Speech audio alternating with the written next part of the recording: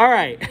So, we last Friday, we talked about India and how India was conquered by the Turks.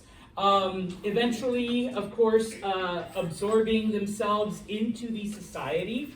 And remember that when it came to these Muslim groups that went in, they allowed the conquered people to keep their previous society, keep their previous cultures and beliefs. And India already had that tradition with Hinduism. Not necessarily keeping it, but if you convert it to Hinduism, just bring your gods with you. Bring all your beliefs. We'll just add it to Hinduism and make Hinduism even bigger. Okay? And so basically it was still an Indian society, except now you just had Muslim rulers. And over time, those Turks came to see themselves not as Turks anymore, but as Muslim Indians. Okay? They began to absorb into the society. All right? Then we finished off the day talking about China and the Tang Dynasty. Okay? Specifically, two of their most important inventions. These things you will have to remember. We talked about it at the beginning of the chapter. What did they invent that helped navigation and map making? Compass. The compass, okay? They also invented gunpowder, all right? Which originally was just used for entertainment. Eventually, though, it was used to make all kinds of explosive devices. And then later on, when the Europeans got a hold of it, guns, okay? And of course, they also came up with the concept, the idea of paper money. All right, you no longer had to carry around gold and silver and whatever coins to make all your purchases. You could just carry a piece of paper that was worth the equivalent, and then you would go wherever and get that amount. Eventually, the Tang Dynasty comes to a little bit of trouble with outside invaders. For a while, they're able to buy them off, but today, we're going to see that doesn't last forever, okay? And so, we are moving on then, talking about Europe, all right? Moving to a different part of the world, okay? Now, I have to pause again, I'm sorry. Because, at least with my History 101 class, we didn't get there. So I'm going to give you the 30-second summary, okay? From 476, which is when Rome fell, until about the 1300s, is a period of time called the Middle Ages. That's what we're studying right now. With the collapse of Rome, there is literally no central government, okay? Under Rome, all of Europe, or pretty much most of Western Europe, was under the control of one government, okay? But once it fell, once it collapsed, throughout Western Europe, everything just became warlords, like a post-apocalyptic, dystopian era, where you were ruled over by whatever local warlord had control. With one exception, okay? Around the 800s, okay, a man named Charlemagne came to power in Central Europe, okay? And basically his kingdom was like modern-day France and the western part of Germany. So he was in control over all of that, okay? When he died, though, that kingdom did not continue, and it was actually split up into three smaller kingdoms that were ruled over by his grandsons, okay? So there's the 1 minute, 2 second summary of that, all right? And so now, we get to today's lecture. Maybe. Yes. Okay? And so, with the collapse of Charlemagne's kingdom, all right, it allows other groups then to kind of take over and do whatever they want. In this case specifically, hopefully you've all heard of the Vikings. We'll talk. Unfortunately, we don't mention them too much in History 102. We do talk about them a little bit in History 101. Vikings are basically people from Scandinavia, Norway, Sweden, Denmark. No they did not have helmets with horns, okay? Yeah, I know, I'm so sorry. I know I ruined stuff for people. That's the football team, all right? They did not have horns on their helmets. They didn't have any of that. But they did have, boats, the ones that allowed them to go basically from Iceland, that's another one of the areas they conquered, all the way down into Rome. And so they were able to invade along the shorelines, along rivers, okay? Now, of course, the Vikings were brutal, all right? They came in, they raped, they pillaged, they burned things down, they killed people, they kidnapped children, took them as slaves, they did all this stuff. And so because there is no central government, as I said, it becomes the local warlords that control things. Well, part of their responsibility then becomes to provide protection to the people. And so little by little, these warlords then begin to arm themselves, they begin to raise armies and whatnot. And of course, these peasants, they're like, thank you, oh great warlord Santos, for keeping us safe from the Vikings. Of course, in return, all right, protection ain't free, right? And so these warlords then would demand some kind of tribute from the peasants that he had protected with his armies. And so we begin to see the basis for a system of government called feudalism, okay, where you have a lord, okay, who is in charge of a particular area, okay. He has a pretty big house, and of course, because we're constantly fighting not just the Vikings, but other people, okay, the home is fortified, and this is where we get the basis for castles, okay. That's where the Lord lives, all right. Now, around the castle are different fields, because obviously we need to eat, okay, and part of the price of me and my army protecting my peasants here is that they will work those fields, and they get to keep some of the food, but then again, some of it goes then to the Lord, the owner of all of this, okay? Depending on what part of Europe and depending on the language, sometimes they're called peasants, sometimes they're called serfs. Serfdom was a little bit more strict though. Basically the Lord you were basically a slave because they controlled every aspect of your life. Like you couldn't even get married without the Lord's permission, okay? Whereas peasants had a little bit more liberty to do certain things. Eventually, okay, because not everybody gets to live in the castle, only the Lord and, you guys get to come in whenever the Vikings are invading or whatever, okay? Eventually we begin to see little villages spring up, okay? And that's where the peasants either lived or, okay, engaged in very, very limited trade and manufacturing, okay? Because the lord of the manor doesn't just need the peasants to work the crops, okay? We need someone to raise the horses. You're going to be the horse person. So in the village, there's the horse person who raises horses and gets them ready for the Lord, because that's how we go off into battle, okay? Oh, speaking of battle, we need weapons. So we have a blacksmith here, we have a blacksmith who works with metals and iron and makes swords and spears and arrows and those little shoes for the horses, okay?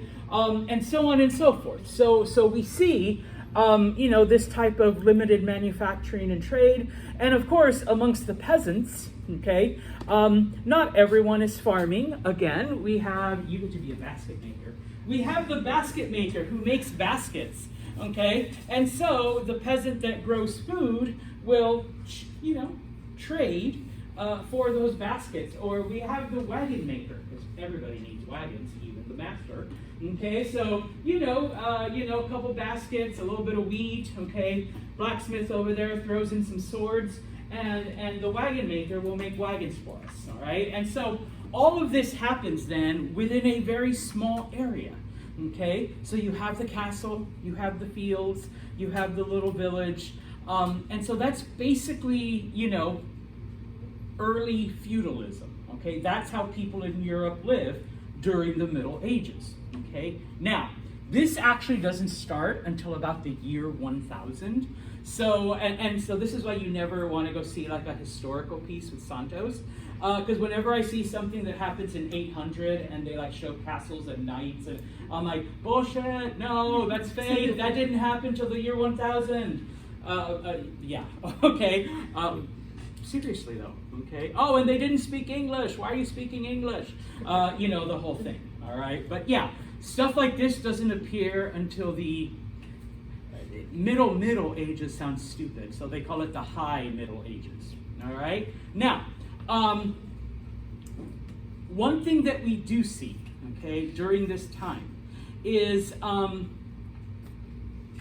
between 1100 and 1200, okay? Because not everyone wants to live a life where they're dedicated to one person. Like I'm demanding half of your baskets and 1/3 of your wagons and half of your wheat, and you have to make me weapons constantly. And so there's a period of about 100 years where some of the peasants from Western Europe moved to Eastern Europe. They kind of migrated and whatnot.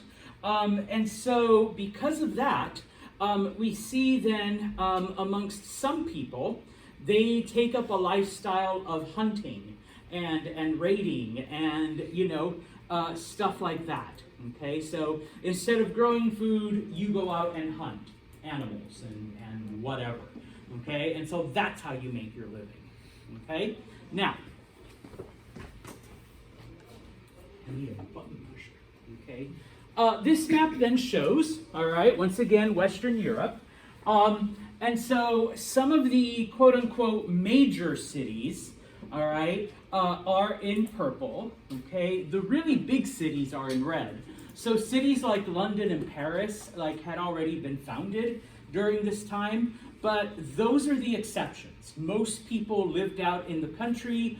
Most people, if you lived where the F is in France, you lived on an estate, there was a lord that controlled stuff. More than likely, you never saw Paris your entire, 30 years of life. Okay? You were born and you lived and you died on the estate. Okay? Like I said, eventually there were groups that moved, okay, into other parts of Europe. All right, but basically that was it. And the thing about Middle Ages is that, and this is why sometimes it's called the Dark Ages, people didn't really wonder, haven't you ever been curious about what's in Paris? And it's kind of like, well, no, because I got this wheat to grow and, and save and give half of it to the master. And, all I know is that sometimes these weird, Viking people come and start to kill us, and, why would I want to go somewhere else? Okay? And so things were kind of stagnant like that for a while. And once again, remember, there is no central control. Okay? Now, just a couple of things then, all right? Because that's Western Europe, all right? Eastern Europe, okay? We'll talk about Russia a little bit as well in future chapters. But Russia, when it was created, it actually took its example from the Byzantine Empire. So this is why a lot of Russian early Russian architecture and Russian stuff looks very similar to the Byzantine stuff, okay? Yes, we had trade routes, and yes, we had people now taking ocean routes, but once cities were established in Russia, new routes that went north, became the trading between Asia and Europe, and so those cities in Russia became the center points of that, specifically Kyiv, all right? It was actually built before Moscow, and it became the most important city during the Middle Ages in Russia, okay? And basically, Kyiv was constructed as literally a mini Constantinople, All right, the Russians went to Constantinople, saw it, came back, and basically just replicated everything they saw. Is that why Putin's so hell-bent on trying to keep Kyiv? Well, those are different. The fact that it's crazy? Those are different reasons, but yeah, that could be part of it. It's part of the heritage. Okay, and in fact, and those of you that took History 101, and I know I mentioned it in my lectures because we did get to the Byzantine Empire. There's even a replica of the Hagia Sophia. It's like the biggest church in Constantinople. It is ginormous. Of course, now it's like a mosque. But back then it was a Christian cathedral is the closest word I can come to it. All right. Well, in Kyiv there was like a mini one. All right. Like I said, every part of Constantinople was copied, was replicated. Okay. And of course, the reason why is that when Christianity arrived in Russia, they followed what we call Orthodox or Eastern Orthodox Christianity, as opposed to Western Christianity, which is what we refer to as Catholicism. Okay, so instead of modeling their religion after the Catholics, they modeled it after what was going on in the Byzantine Empire. Okay? Now, I think I need to do a couple of things here. All right, so I need to pause this for a second. I promise I'll come back. Because, just to give you a brief history, whether you've had it or not, okay? From the beginning, okay, of well, you have to kind of take a step back. Christianity begins with Jesus and his followers, okay? For about 300 years, though, it's kind of an outlawed religion, okay? Because the Romans still follow a Roman tradition. But around the 300s, specifically 323, Constantine has his vision. It comes true, and so then he converts to Christianity. Okay? Now, back then, all Christians are Catholic. All right? The Catholic Church is the only one. All right? Because I know today people tend to use it like, oh, no, I'm not Christian, I'm Catholic, or I'm not Catholic. No, we're not using the meanings of today. Okay? So starting with around the 300s, the Catholic Church, or Christianity, is the only game in town, and it's the official religion of Rome. Okay? When Rome collapses, okay, Catholic Church is still around, all right? It still controls things, until we get to the year 1059, okay? And in 1059, we get an event known as the Great Schism, okay? What happens in 1059? You have Christians in the Byzantine Empire, and you have Christians in Western Europe, and they basically have started to split up, okay, with different ideas and different, philosophies. In Rome, you have the Pope, who is dictating certain things. In Constantinople, you have, they didn't call him the Pope, although the word basically means the same. They called him the Patriarch, but Papa, Patriarcha, sorry, I'm throwing Latin and Greek at you. That literally means father, okay? So they had guys kind of the same title, just in different languages. They start arguing over who's like in charge more, okay? The Patriarch insults the Pope insults the Patriarch, they excommunicate each other, and so now we have two churches, okay? Now we have the Catholic Church in Rome and the Orthodox, or some people say Eastern Orthodox Church in Constantinople, all right? Just FYI, back in like 2009, or was it 10? They actually forgave each other. They finally, like after 1,000 years, they forgave each other and said, okay, if you want to come back, you can come back. And it's not, after 1,000 years, you can't like bring it back together. But at least they forgave each other, all right, for insulting. I don't even remember what the insults were, but okay, they forgave each other, all right? So there you go, all right? Now you have two Christian churches after the year 1000, okay? And so, back to this, okay? remember, no central government, okay? So, during the Middle Ages, basically the only thing that united the people was Christianity, was religion, okay? Now, in Europe, in Western Europe, it was, Catholicism. Okay, sorry, trying to balance it there. In Western Europe, it was Catholicism. Okay, obviously in Eastern Europe, it's Eastern Orthodox, but we're focusing on Western Europe for right now. Okay, so the Catholic Church is the only game in town. All right, now, those of you that had History 101 with me, we talked a little bit about, and hopefully in your classes too, we talk a little bit about the fact that when Rome collapsed, and I have my issues with Catholics, no offense, all right, but one of the good things that the Catholic Church did, all right, is that all of the knowledge, all of the stuff that had been acquired by Rome, all right, they kept it, all right, they preserved it. Unfortunately, they kept it hidden from the general public, though. But they preserved it, okay? MK, you had a question, comment? I think the directions and those people. Oh, thank you. You're like, I don't know what that word is at the end. There we go. Thank you for being observant. All right, so they had the knowledge, but they kept it hidden, okay? This is one of the reasons why, just FYI, I'll bring up Copernicus again. He's the guy that came up with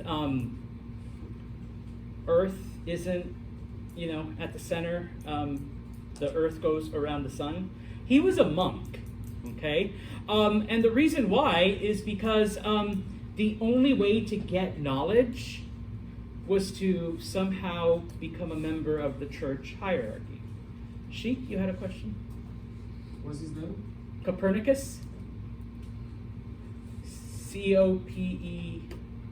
Copernicus.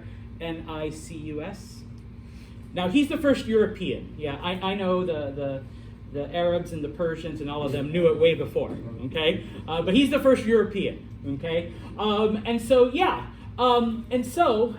If you wanted to gain any of this knowledge, if you wanted to be educated, you literally had to become either a monk or a nun, all right? So you could live your life, you're harvesting wheat, you're building wagons, you're making weapons, living on an estate, being a peasant and getting killed by Vikings every now and then. Or if you wanted to gain, and just FYI, most people were illiterate, most people could not read and write. But if you wanted to be educated, if you wanted to learn, then whether you felt a devotion or not, you could join the church, become a monk, a nun, a priest, whatever, and then you'd get to study. Then you'd get to learn all of this stuff. Okay, so it was kind of a weird choice. Okay, now for about 1,000 years, because there was no central control, because most of the knowledge was hidden away, Catholicism centered around the monasteries. Okay, so it's not as if you could just join and become a priest and then get all this stuff. You actually had to become like a monk, all right, or ladies, a nun, all right. But around 1200, okay, we begin to see the Catholic Church focusing its endeavors on not building more monasteries and hiding away more knowledge, but now focusing more and more on the local parish, on the local priests. And so now in the villages, and this is because people are starting to congregate. So in those villages, okay, you still have the manor, the lord, okay, the whatever, okay, you have the peasants, you have the wagon maker, you have didn't forget about baskets, Marcus, all right, you got the basket maker, you have the weapons, the smith, you have all of that, but now we have a local priest, okay, in the village, all right, to become the focus, to teach the people. And once again, here comes Santos' cynicism. You know, the Lord says, okay, hey, priest, hey, father, you tell the people they have to listen to me, and I'll make sure you have food. You don't have to worry. You can do this. Priest says, gotcha, Lord Roman, or Santos, sorry, don't call me that. Gotcha, Lord Santos. You know, and so, you know, they kind of watch each other's back, okay? They kind of take care of each other. And so, yeah. Now, just a couple of things, all right?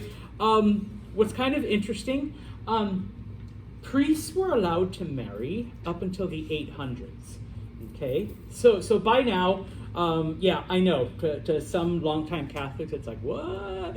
Yeah, they were, but then they stopped that, okay? And for a long time, like, priests and even the Pope had, like, families and shit like that, all right?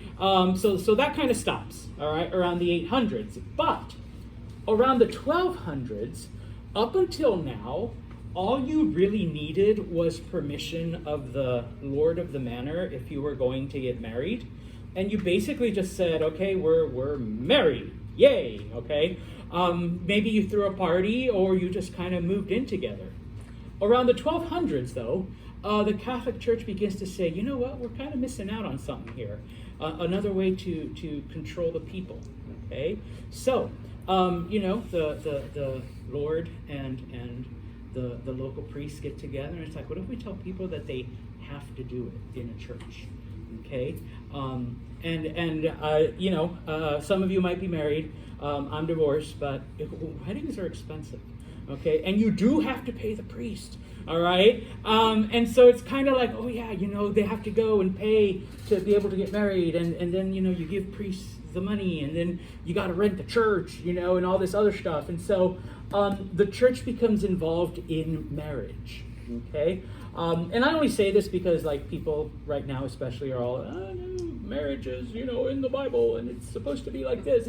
No, the church only got involved in marriage in the 1200s. So even less than 1,000 years ago, okay, has the church been involved. Before that, people just said, yo, we're together.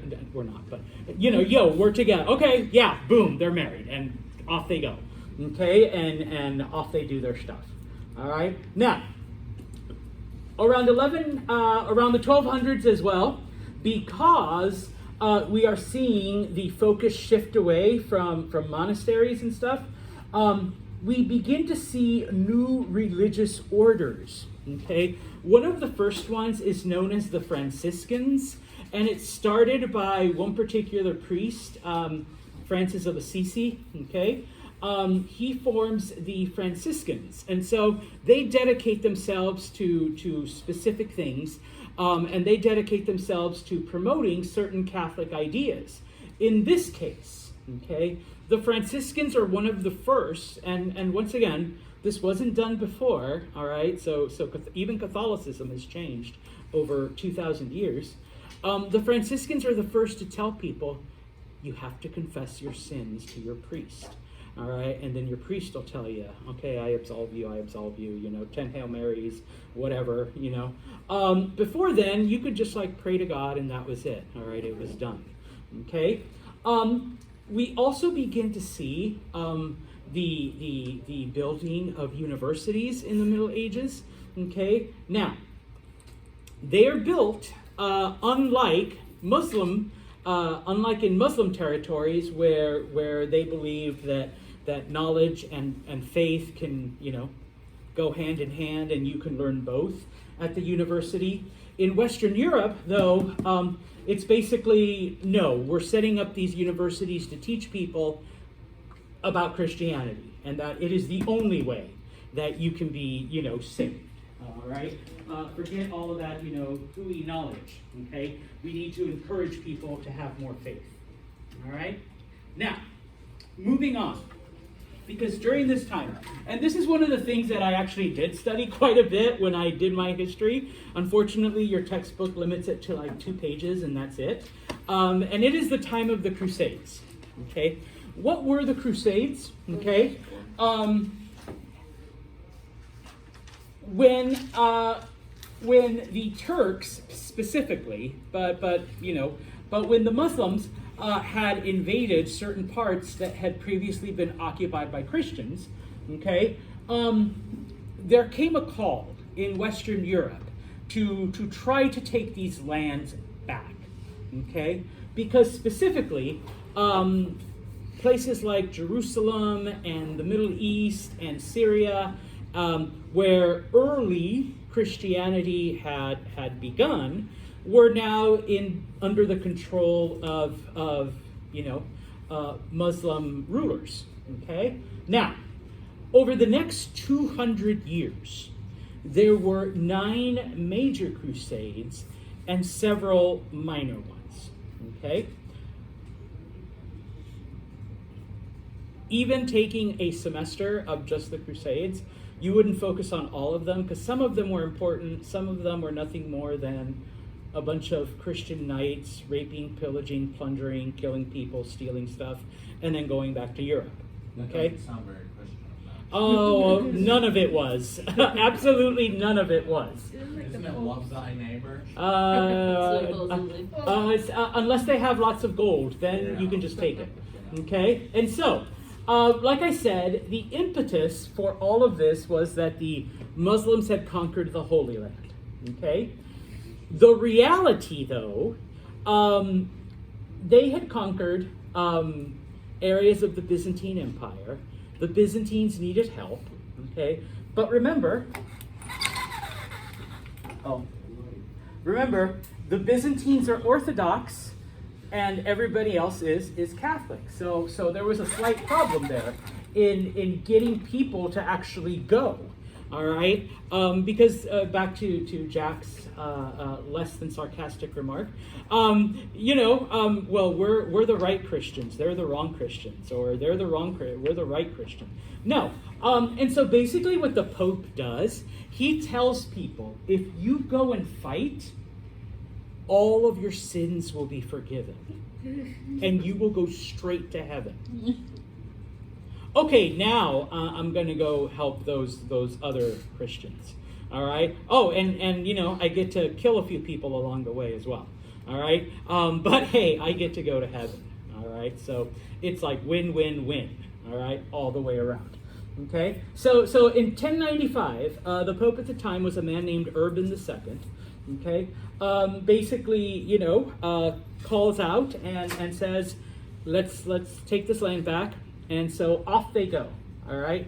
Now, like I said, there's 9 major crusades that are actually numbered and named and leadered and all of this other stuff.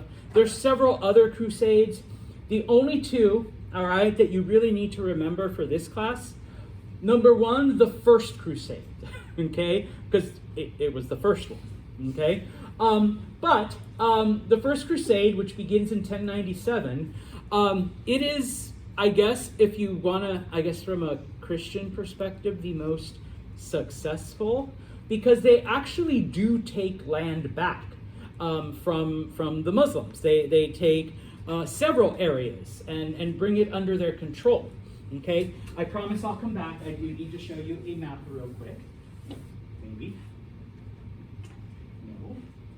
Come on, map. There you are. Okay?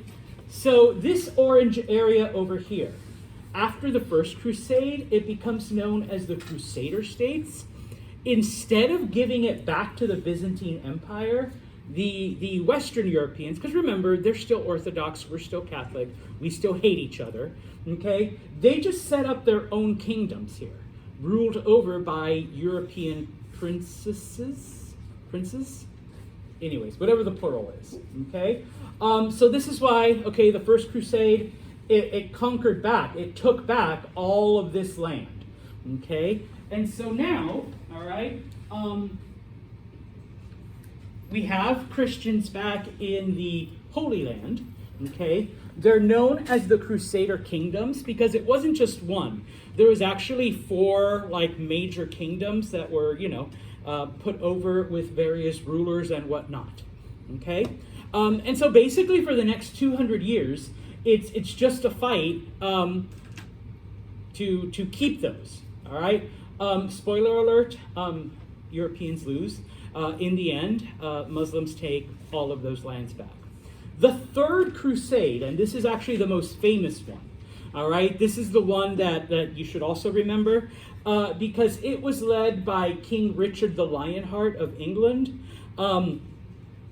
It started off with Richard, King Philip of France, I think it was Philip IV, and Frederick Barbarossa of Germany. Some of you may already know this. I know I learned it in high school. While crossing, Frederick Barbarossa, the King of Germany, was like in his 70s or 80s. What the hell he was doing, I really don't know. He could have sent someone else. But he's wearing a full suit of armor, and as he's crossing a river, he falls off his horse into a little stream. Because he's so old and because his armor is so heavy, he literally drowns before anyone can help him up. All right, so he drowns in this narrow stream. And so with the German king dead, the German knights are like, well, screw this. They go back to Germany. All right, so that falls apart. Philip and Richard hate each other. Okay, the English and the French have hated each other for thousands of years. They don't cooperate until World War I. That was 100 years ago. Okay, before that, they hated each other. And so Richard and Philip are literally fighting the whole time. Philip basically says, fuck around and find out. Richard fucks around. Philip goes back to France. Says, all French dudes, let's go. We're not putting up with this shit. Okay, or with this merde. All right, so they go back to France. All right, so basically Richard and the English army are the only ones that are fighting in this crusade. He fights against one of the greatest Turkish warriors, a man, Salah al-Din, which unfortunately in English we butcher it to Saladin, is the Muslim commander. They fight for a couple of years. Some of the greatest battles of the Crusades take place during this time. In the end, though, Richard and Saladin, they come to an agreement, all right?